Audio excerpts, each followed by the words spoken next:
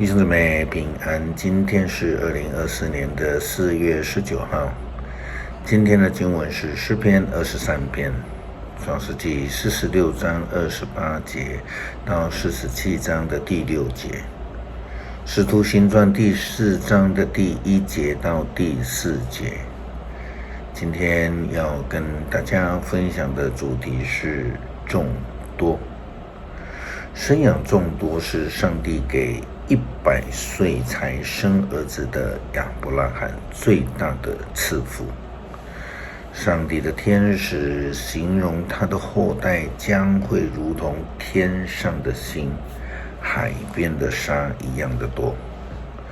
但是100岁才生子的亚伯拉罕以及非常老的撒来如何能够达到这个生养众多的地步呢？就如同昨天我们分享到的主题，那就是上帝的作为了。亚伯拉罕的孙子雅各后来改名为以色列。圣经记载了雅各的是因为舅舅的欺骗，所以呢他才娶了2个姐妹，又因为生育的问题再娶了2位姐妹的女仆们。后来因为饥荒，更因为他的儿子约瑟在埃及当宰相，因而全家就有机会搬迁到这个埃及去。创世纪第46章28节到47章第6节的经文记载了雅各全家的搬迁。雅各和他的家庭抵达埃及。圣经差雅各差犹大先到了约瑟那里去，约他到歌珊相见。他们到歌珊的时候，约瑟驱车到那里见父亲。他们一见面，约瑟就拥抱父亲，大哭一场。雅各对约瑟说：“我现在才亲眼看见你还活着，就是死我也甘心。”后来约瑟对他的兄弟们和父亲家里其他的人说：“我必须向王报告，我兄弟们和父亲一家人已经从迦南搬到这里来了。我要告诉王，你们是牧人，以放牧牲畜为主。你们带了牛羊和所有的财物来到这里。王召见你们，问起你们的职业，你们要告诉他，你们跟祖先一样，以放牧牲畜为生，这样他就会让你们住在歌珊一带。”约瑟这样说是因为埃及人不跟牧羊人来往。于是47章，约瑟带着5个兄弟去见王。他对王说：“我父亲和兄弟们从迦南带着牛羊和一切的财物来到这里了。现在他们在歌珊地区。”接着他引兄弟们见王，王就问他们：“你们从前是从事哪一个行业？”他们回答说：“陛下，我们跟我们的祖先一样，以牧羊为生。由于迦南地区饥荒严重，没有牧场的草群的草原，我们才可以移到这里来。请陛下容许我们住在歌珊地区。”王就对约瑟说：“现在你父亲和兄弟们都到了，埃及的土地在他们面前，任由他们选择。他们可以住在国中最好的地区歌珊。如果他们当中有能干的人，就派他们来看管我的牲畜。这总数70人的家族到了埃及地去了。根据出埃及记第1章的记载，经过了将近400年以后，以色列的后代子孙多到让法老王会害怕。不但如此，上帝还让他们胜过了法老王的坏心意，人更是暴增，更坚强，更是生养众多的。其实这个形容是客气的描绘了。上帝的作为非常奇妙，世世代代都经历了这样的一个神迹美事。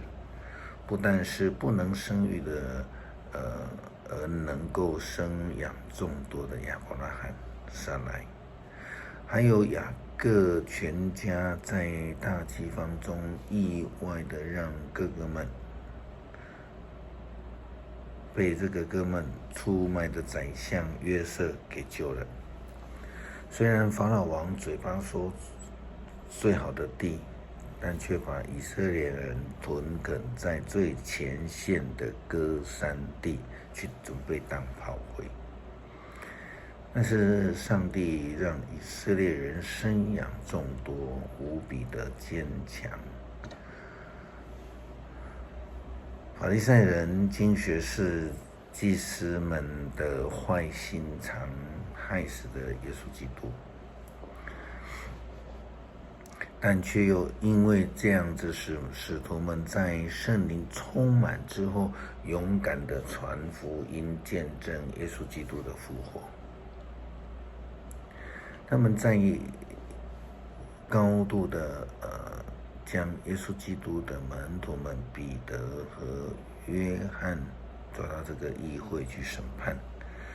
他们想借着权柄让福音闭嘴，但是上帝却让彼此的传讲，彼得的传讲能够感动众多的人。使徒行传第2章的记载呢，有3000人信主。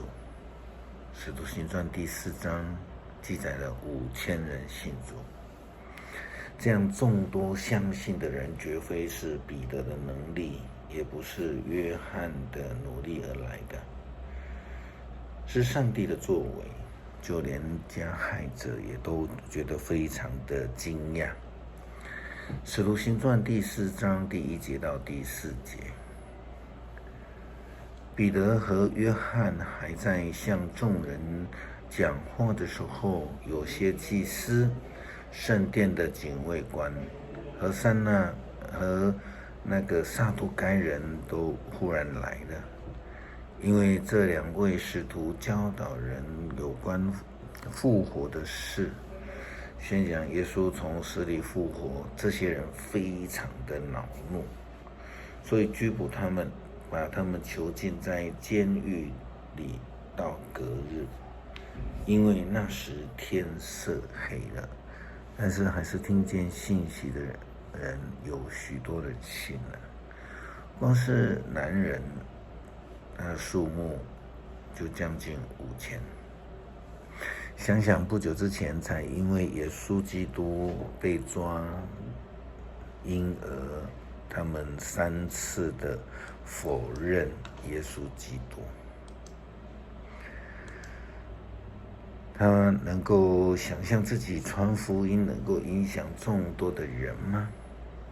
这样看来，只要我们愿意随时的将我们的大牧者愿意被上帝所使用，就必能得到经验这么众多的神迹奇事，有众多的见证，领受众多的恩典，影响并不如预期那么多那么大。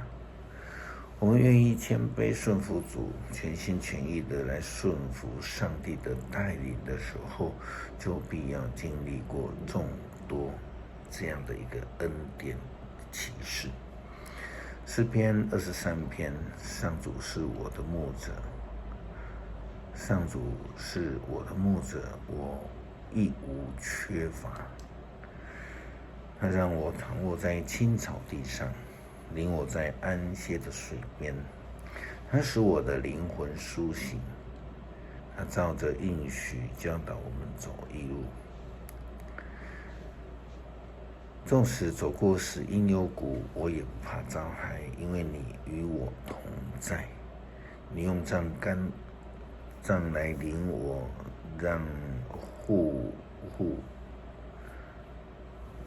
让他来保护我。在敌人的面前，你为我摆设宴席，你待我如上宾，斟满我的酒。你的恩惠慈爱永远不会离开。